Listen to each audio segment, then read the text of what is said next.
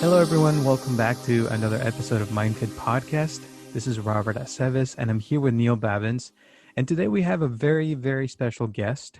His name is Hezues R. He's a famous director from Hollywood who recently created a film called Suicide Saints. This film will be coming out, I believe, in the fall or the winter this year, 2020. And it hasn't come out yet, but it will come out. And Hezues R is a person who has been honored by not just one president, but two presidents. He has made several films. One of them is called Asian April Mob. Showers. Yeah. April Showers and Asian Mob. Asian Mob. Asian Right. Mob. Yeah. Yeah. Asian Mob and April Showers. Right. Yeah. Yes. And now Suicide Saint. Yeah. Yeah, not Suicide Saints. He's also been, at 22 years old, he survived a barrage of bullets fired at him point blank 22 times by three would-be assailants. He was a high school dropout, a drug dealer, and now he's a self-made creative titan. He has no college degrees, no mentors, no backers or connections. He basically made himself, with this relentless work ethic and pure undeniable talent. He has created the official fragrance for the royal wedding for Prince Williams and Kate Middleton, to running Sean P. Diddy Combs advertising campaign. And he was the executive producer of that. And he's also been, in a lot of different things that have really helped create the social impact. He feels very strong about, suicide, and he's trying to, bring this awareness, especially this month. We thought this would be a great interview to bring you guys. And so without further ado, here's Mr. Hezues R. Thank you so much for being on our show, by the way. And how's the weather over there right now? Not too bad. Okay. Where do you guys at? Where are you based? I'm in Orange County in Santa Ana. And Neil? I'm in North Hollywood in Los Angeles County. Yeah. Yes. Oh, cool. Yeah. Where are you at? I'm in New York. I'm in New East York. Coast. Yeah. Have you seen the news, by the way, lately of how the weather is in California? No, tell me about it. Oh, we've had this apocalyptic, weird orange sky, and it looks really. I highly suggest that you look up the videos on YouTube. It looks really weird. Like, we're in a different time right now. Very Yeah. interesting. Up in the Bay Area, they've got fires and their sky looks like blood orange. It looks apocalyptic. It's just smoke everywhere, murkiness. And they had a huge heat wave up there too, like 99 degrees, and they don't even have any AC because they're not used to it in the Bay Area. Down here we have AC, but we had like 117 last weekend, I think on Sunday, in some parts of the San Fernando Valley. And we don't have there's some fires around, but our sky is just murky. It's just, you could go outside, it's just like a haze, which is unlike our summers here, It's just, the air quality is I can't even go for a run, after running circles in my house. Yeah. So anyway, we're going to get started with the interview. So tell us about you, Hezues. Am I pronouncing your name right, by the way? Hezues yeah, Hezues. Okay, yep. Cool. Awesome. So tell us about your movie. I know you have this movie coming up, Suicide Saint. Tell us, how's that going so far? Great. I mean, we're doing something entirely original. There's nothing like this that's ever been done before. We're very, from myself to the cast of the crew, we're very passionate about addressing mental health in our communities. A lot of our cast members have had some severe trauma in their life, respectively, amongst them, and we're excited to put something together that is going to impact the world. Sounds amazing. Where did this idea come from? Like, what was the motivation for you to get started on this project? Well, I've always been involved in creating, producing, directing content that has a focus on social impact. So it's not new for me to leverage the power of entertainment to save lives and make an impact on our community. And last year, I came up with the name first. I don't know why, the name came to me. This idea of Suicide Saint, this juxtaposition between two completely different, polar opposites.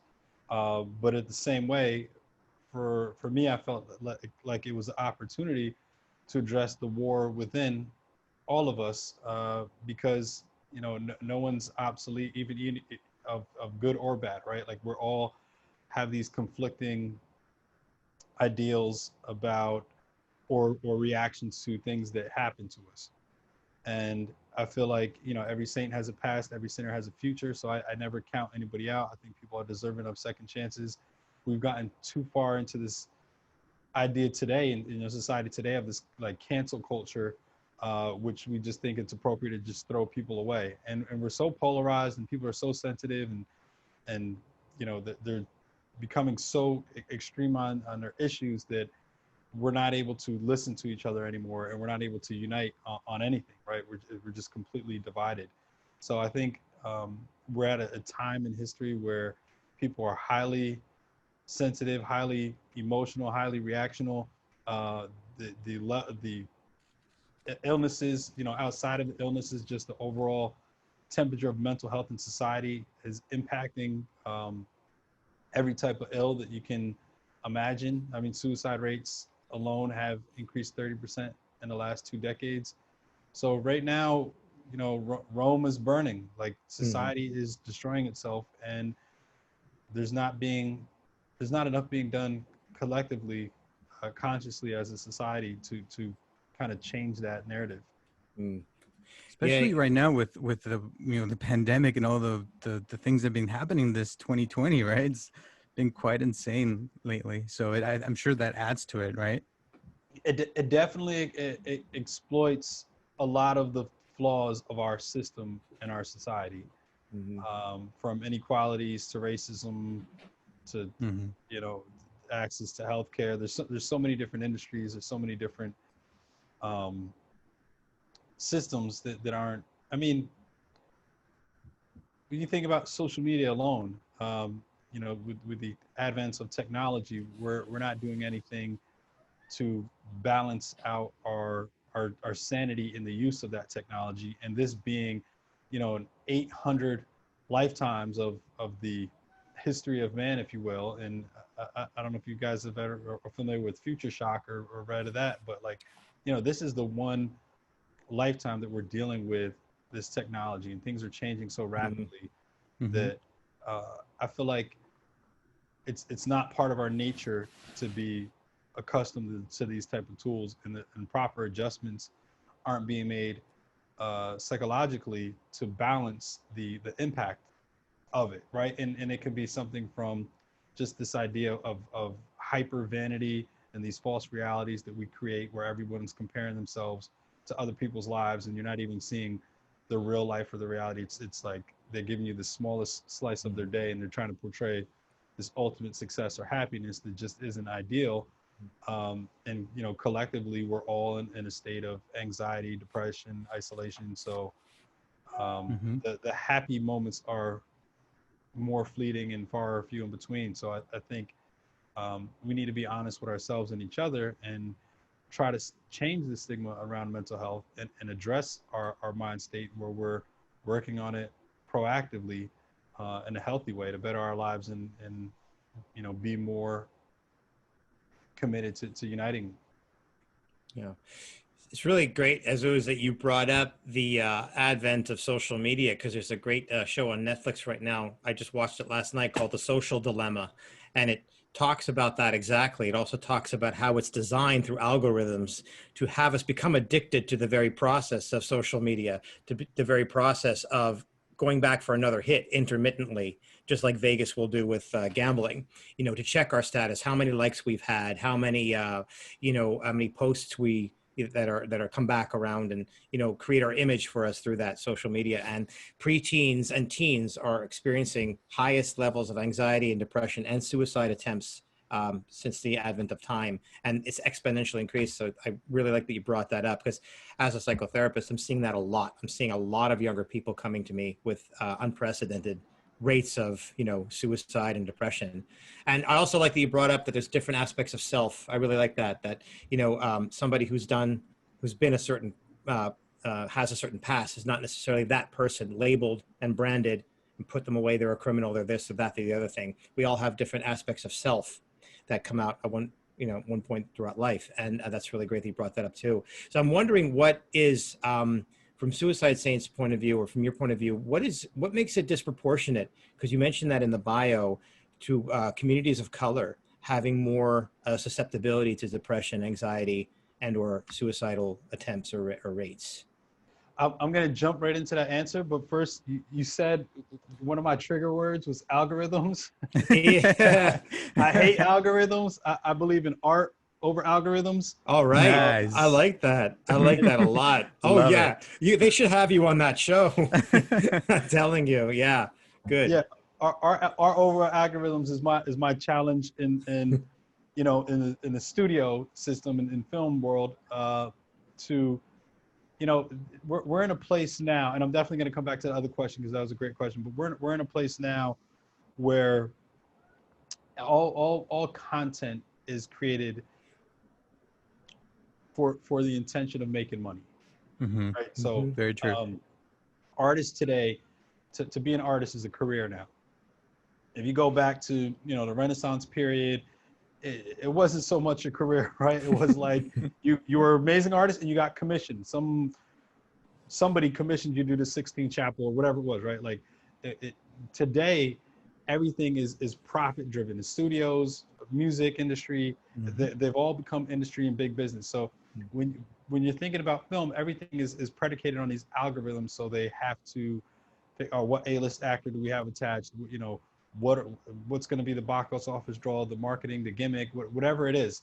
And that's a lot of times they attach themselves to remakes of books or remakes of other things or comic books or whatever it is that they're minimizing their risk, right? And they're creating these algorithms, and films are greenlit based on the marketability, right? Of how much money we can make. Not so much for the actual artistic merit or the social good. And I feel like the true intention or purpose of art is not to give us more junk to, convolute our minds, and we're already dealing with enough stuff in life, right? But it's supposed to be something that has some inspiration, some beauty, or inspires some social good. So we're so far lost in even the art, which is supposed to be something supposed to be beautiful, is something that we got to make money off of that too. So that's why the whole art over algorithms is something I'm really passionate about, and hoping to change the way we approach and create and have that to impact society. And to your question about the disproportionate impact, I wouldn't say uh, in the film I'm very I create this balance between two characters, one who comes from poverty and one who comes from privilege. And for me, mental health impacts everyone regardless of what their background is. It doesn't matter if like myself, when I was younger, I was shot at 22 times. Somebody else might have a very privileged upbringing. If that person, if something is taken away from them, from the environment that they're conditioned to, even if it's a luxury that's taken away from them, they might have an equal amount of pain, even if I'm going through something that, on the surface of it might seem more traumatic, but pain is relative because everybody has their respective environments. And it doesn't mean that that pain isn't real to them in that moment or to the same degree, regardless of what the external factor was. There is a higher percentage of males committing suicide. It's about 79%. I don't know why it's significantly more. In our film, we have two male lead characters. I would say for the African American and Latino community in the United States, because of systematic oppression, and and this comes from just so many different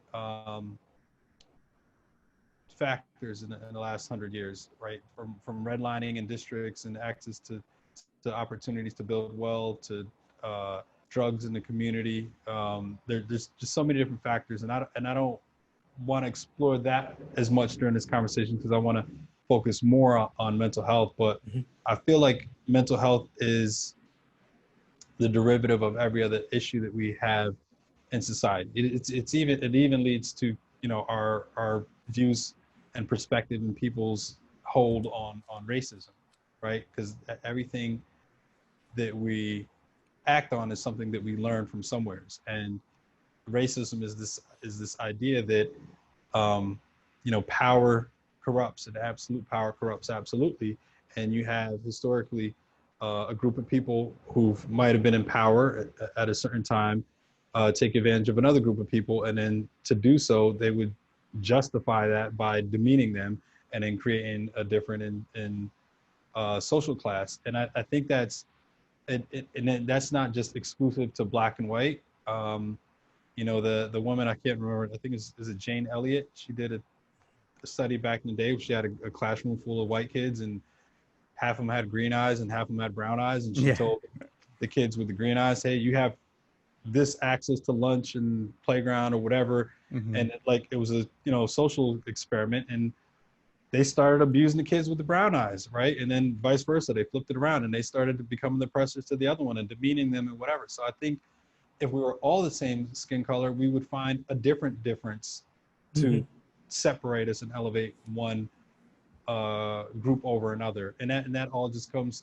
to power, resources, ego. There's these things. So I think when it passes down per generation, right? Because kids aren't born to be racist, like they're taught to be racist. So it has to be in somebody in their family who's raised in that way.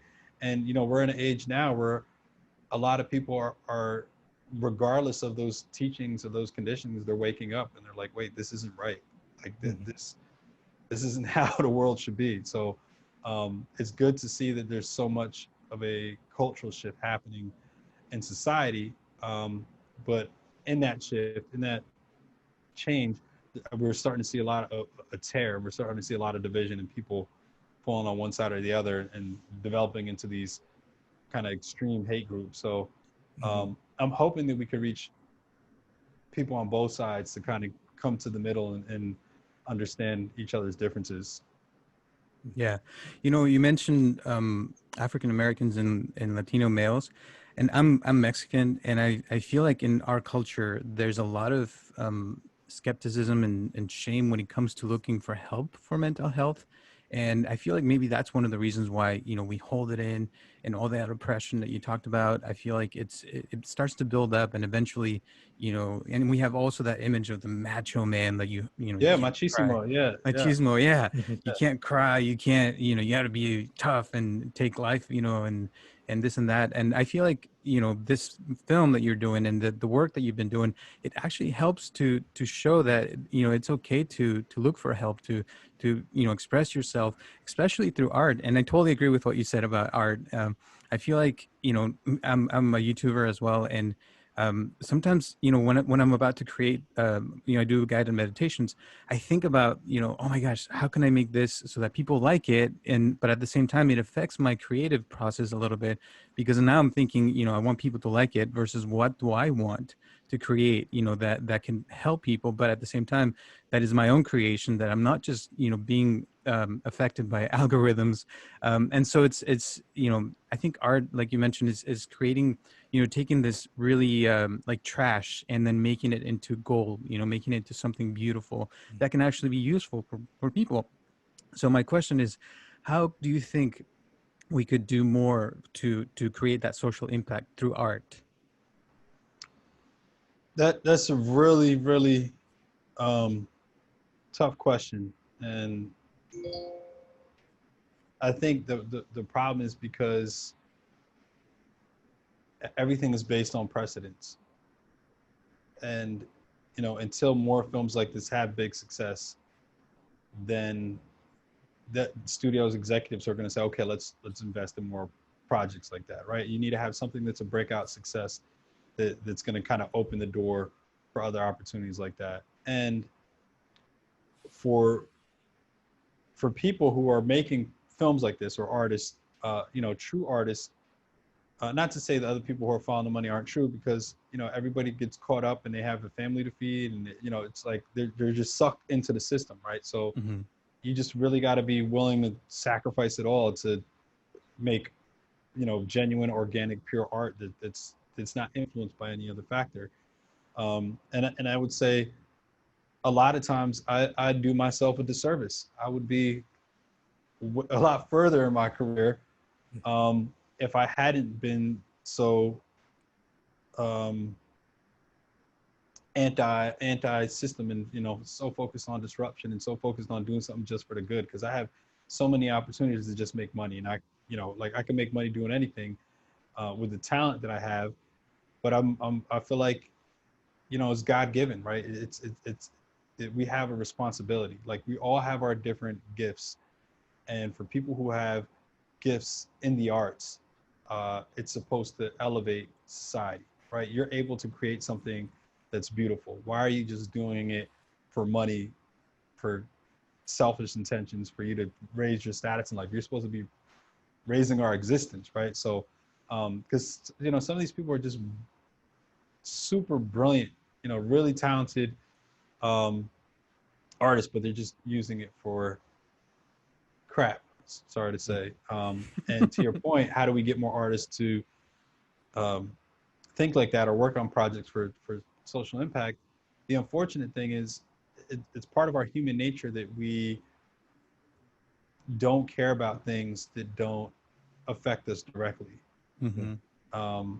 For me, if I wasn't shot at a young age, maybe I would have never created the program Guns for Cameras. Maybe I would have never went on to do these other things. And then, that philanthropic work was validated at some point by being honored by the President of the United States, and then doing more things. And then, nobody's entirely selfless, right? Because even in the acts of giving, it might be that makes you feel good. So everything we do is selfish in a way, right? Because it feels some purpose. Even if you're not doing it for money, if you're not doing it for credit, you can do it anonymous, but you're doing it because you feel like that's your value, your worth that you're giving to the world. We all have to be validated in some way.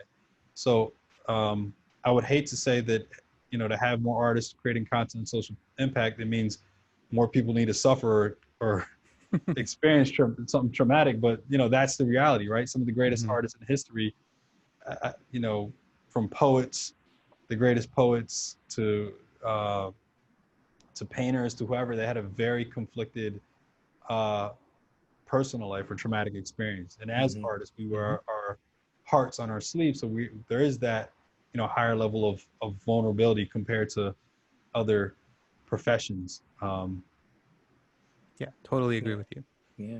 Do you think there's a way out, Hezues? Because like we talked about art over algorithms, which I love, those algorithms are responsible for the breakdown in critical thinking, because they are very seductive.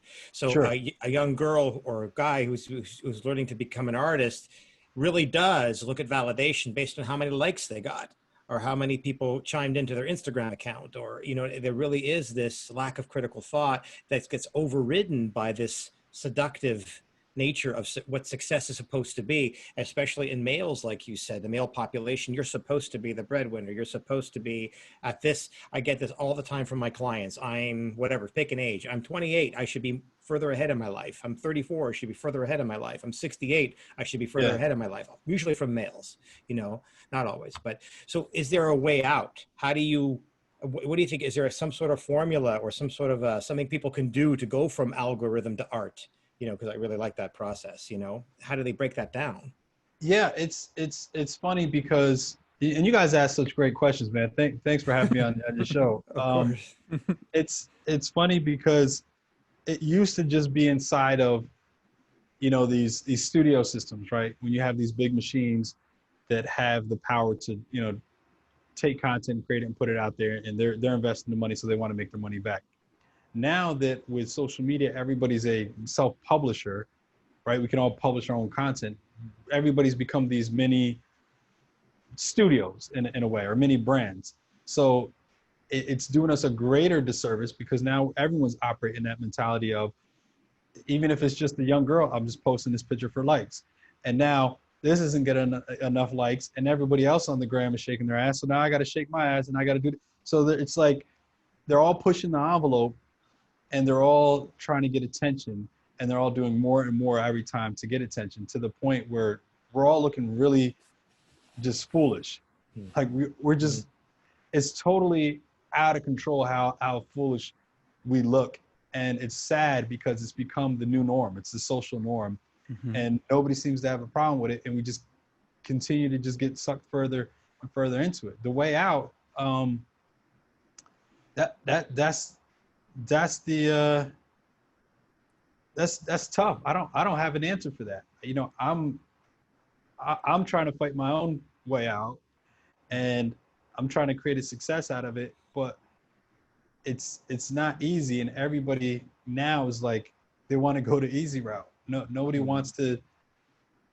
They don't want to take the higher road. They don't want to take the challenge. They just, you know, we're getting so comfortable. I think people are so sensitive nowadays. I mean, compared to 1910, right? Or just think 100 years ago, 1910, 1920s.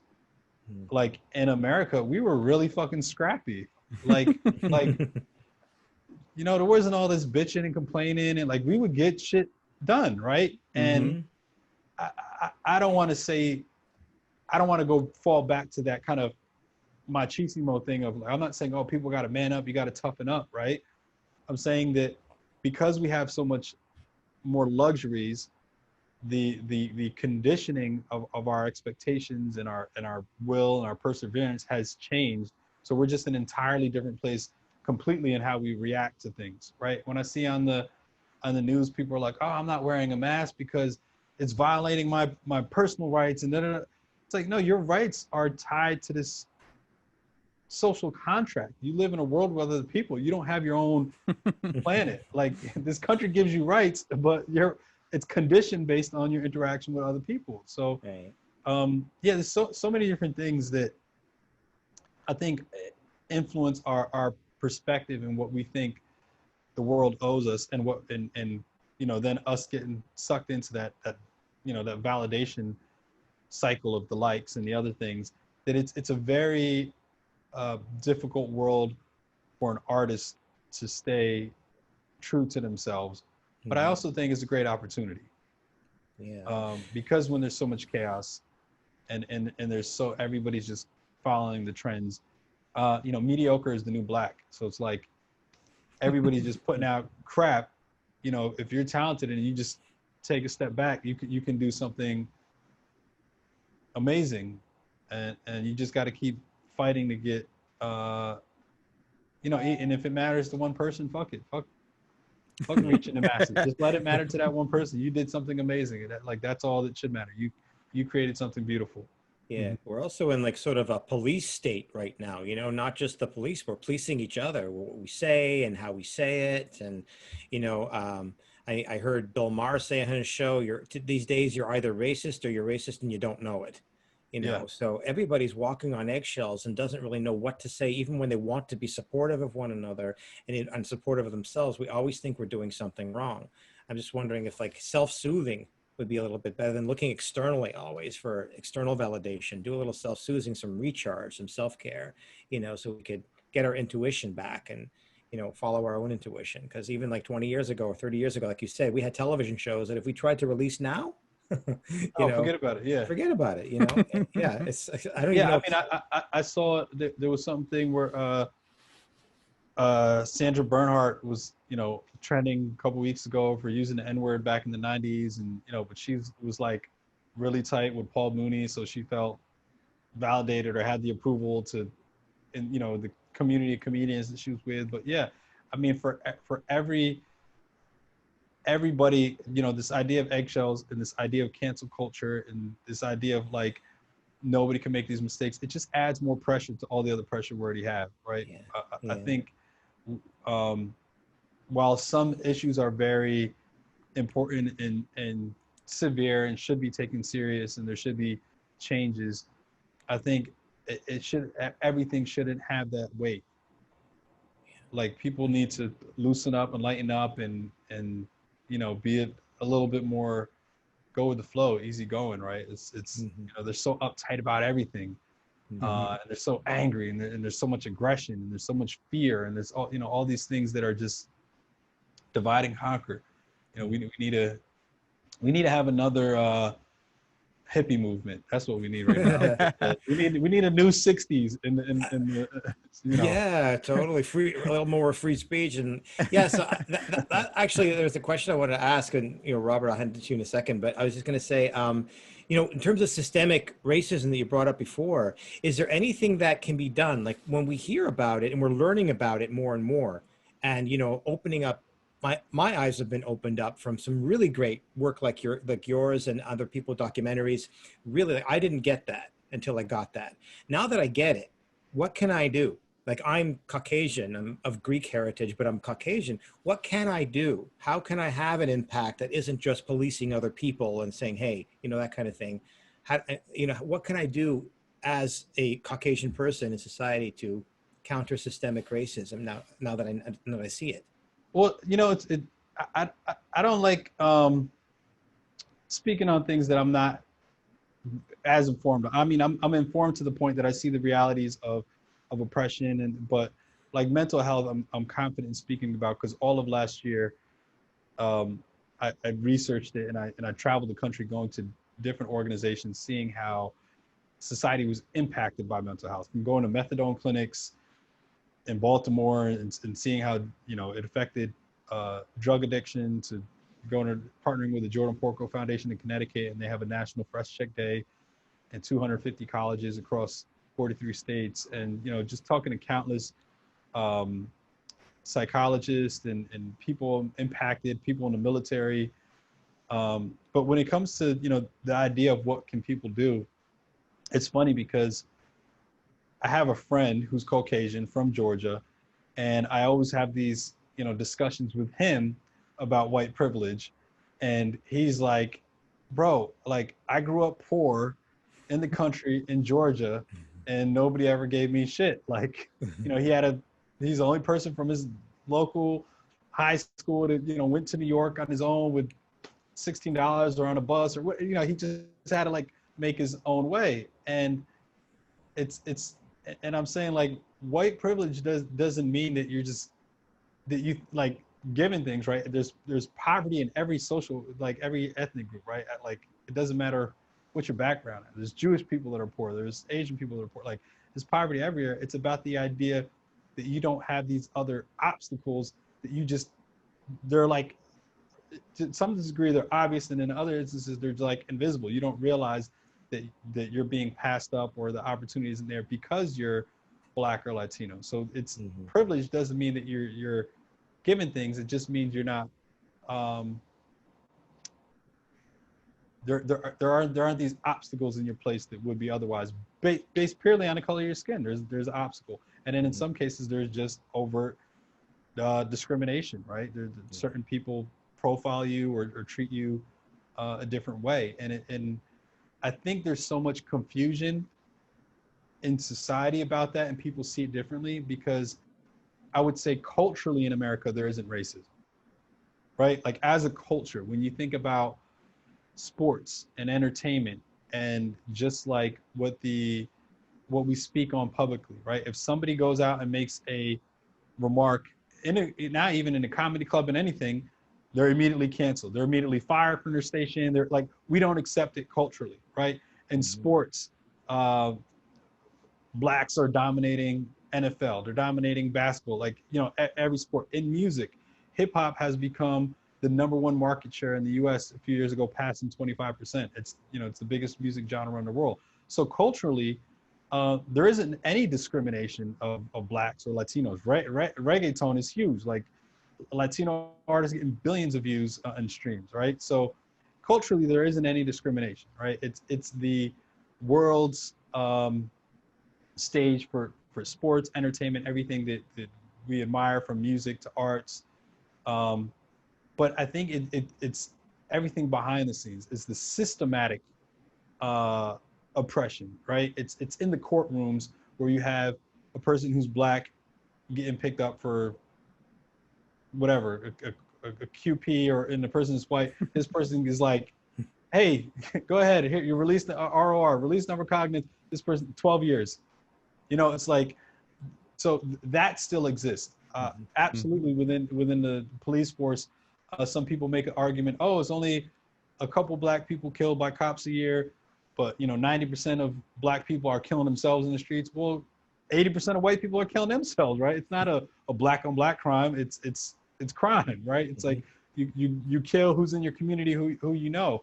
But I think to that point of some people trying to avoid the obvious oppression by police, you have to look at the other side of the argument where why is the stop and frisk so much higher for black and Latinos, right? Like there's and then there's this idea that, oh well, not all cops are bad, some cops are good.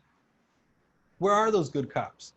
Why are they still allow this blue wall of silence, right? Why they cops have all these unwritten rules in their culture, just in the police culture. And this goes back to my earlier point about power corrupts. Absolute power corrupts absolutely. It's like in their unwritten rules to have this blue wall where if my partner does something bad, it doesn't matter what he does, I cover for him. Or they have this idea that I'd rather be judged by 12 than carried by 6, right? Like it's like better to just shoot and kill somebody and face it in court than I might get killed. And I think they're training, and I don't want to make this all about police, right? Because there's a lot of, and I might get flack for this in my community supporters, but I don't believe in defunding the police. I don't think that's the answer either. I think it needs to be shook up and changed. And while I support Black Lives Matter and a lot of other issues, I don't believe in defunding the police.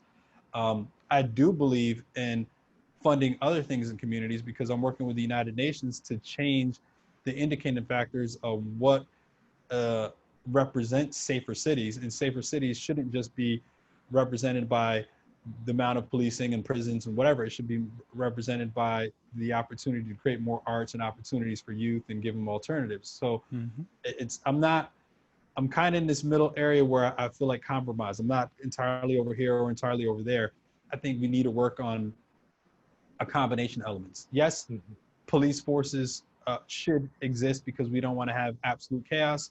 And I don't think that defunding and having these community watch groups is going to work either, because once those watch groups get implemented, they're going to start to feel the taste of power.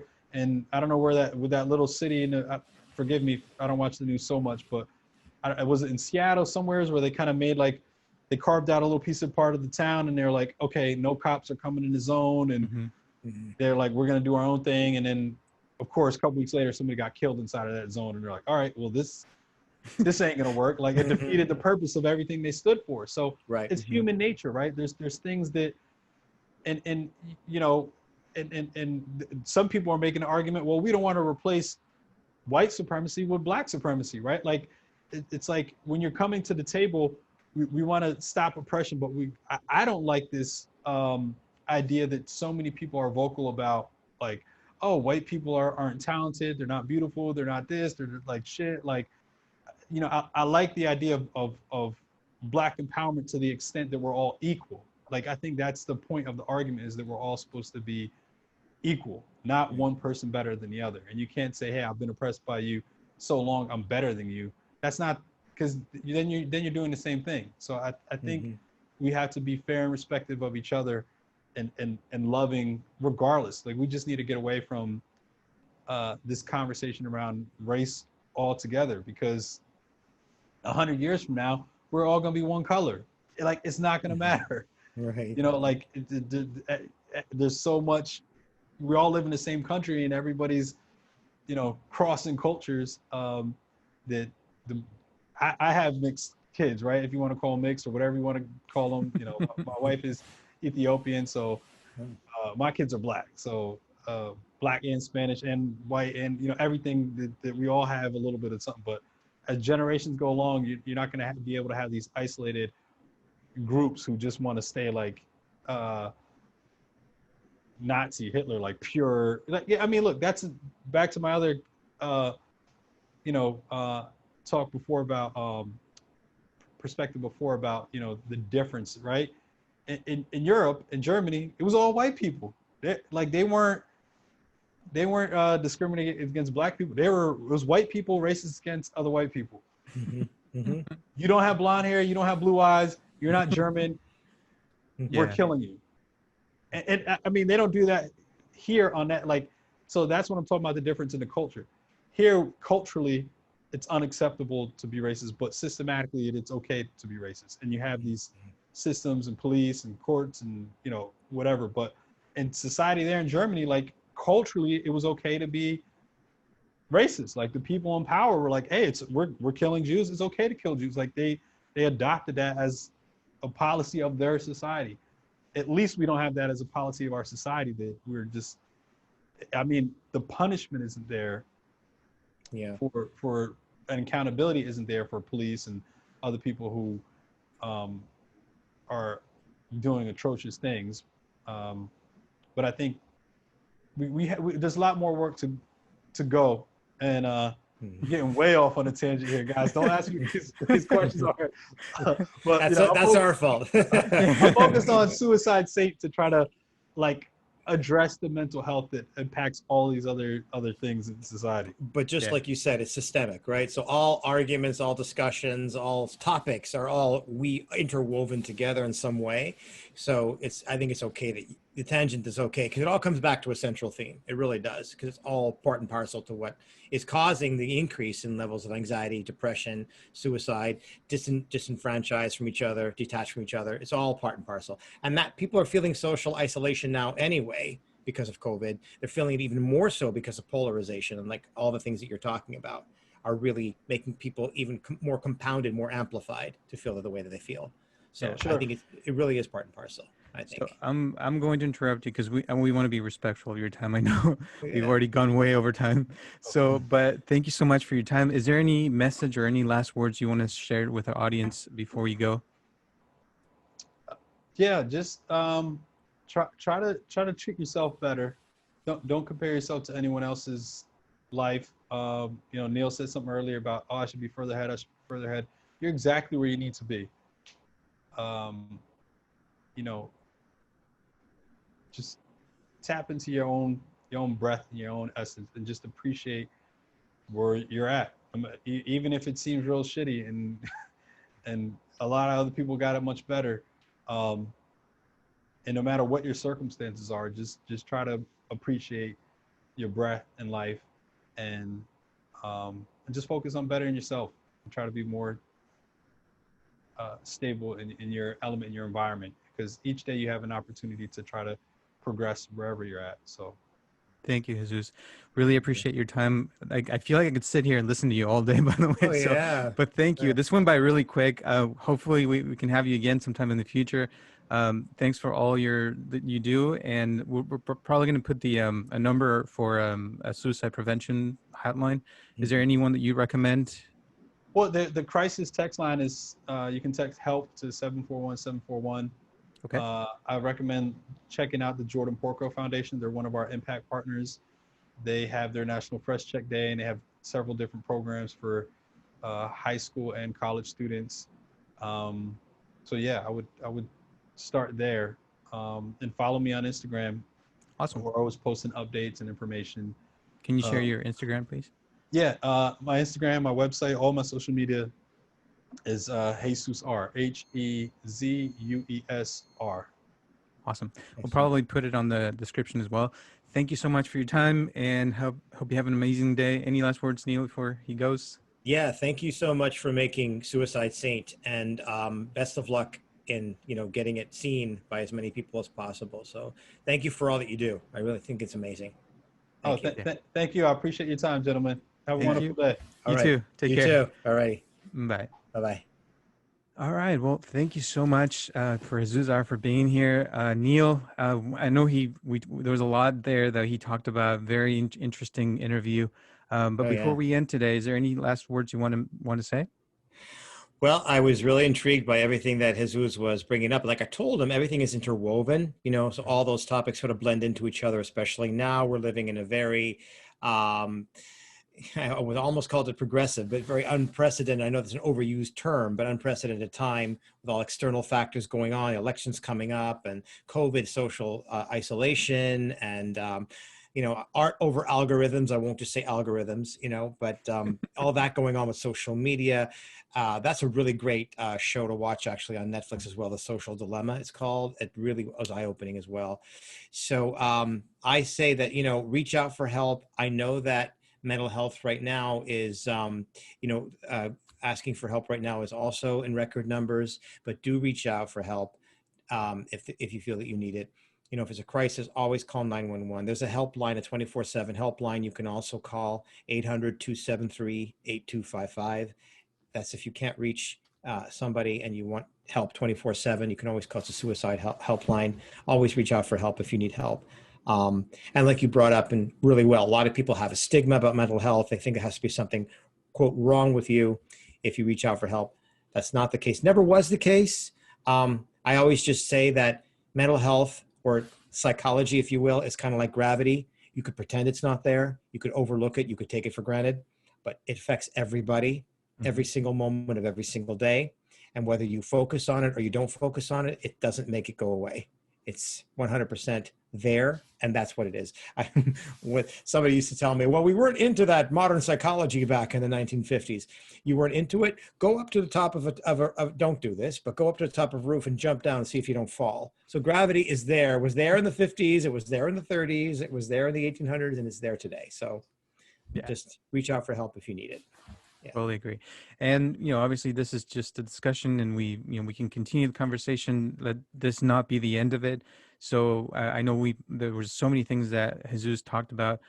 Please keep talking about it. I think this is important to express our feelings, to, express it through art, through writing, through multiple ways. There's so many ways to express yourself nowadays through social media, and, get the word out there about this, mental health and mental health awareness, and listen to people. Sometimes people say a lot of things without even saying them, by not speaking up. So pay attention, be observant of your, the world around you and your environment. And please send us your comments, concerns. What did you think of today's episode? You can write them down here. You can also subscribe to our channel on YouTube, or you can also subscribe to whatever you listen to your podcast. And please leave us a review, what you thought. Also, thank you to all the people who've been following us now for, almost a year now. So thank you so much for your time, your, attention. We love it. We love doing this, and we'll continue to do it as much as we can. Remember, we're here every Tuesday at 6 p.m. and we'll see you next week. Bye, Neil. All right. See you next week. Have a good one. Thanks. All right. This podcast is brought to you by MindFit. Please help us to share this podcast with your friends and family to grow this community. And if you'd like to donate to this podcast, or if you'd like to share your comments, questions, or concerns, send them to mindfitpodcast@gmail.com, or you can call us directly at 714-328-4661.